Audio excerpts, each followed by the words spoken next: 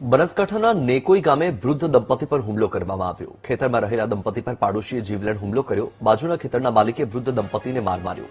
બહાર રહેતા દીકરાએ ફોન કરતા ઘટનાની જાણ થઈ। દીકરાએ 112માં ફોન કરીને ઘટના અંગે ફરિયાદ કરી। જૂના ઝઘડાની અદાવતમાં હુમલો કરાયાની દંપતીના દીકરાએ ફરિયાદ કરી છે। ઇજાગ્રસ્ત વૃદ્ધ દંપતી સારવાર માટે હોસ્પિટલમાં દાખલ છે।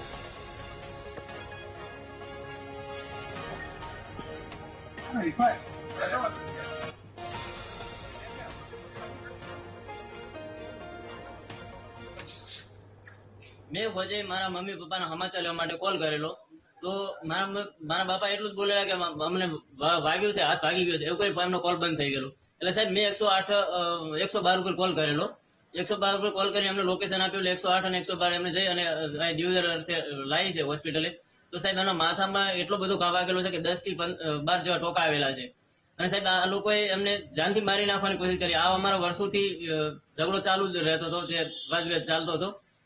અને સાહેબ આમાં જે એમને મારવામાં જે લોકો હતા એમના નામ છે જીતુજી પ્રતાપજી, કિરણજી મજારજી, વિક્રમજી મજારજી, સરજીજી જીતુજી, નાનીબેન મજારજી અને જોશનાબેન જીતુજી। અને બીજા પણ 2-3 લોકો છે કે જે રોજે આવી અને અમને ગમે તે રીતે ટોર્ચર કરતા હોય છે।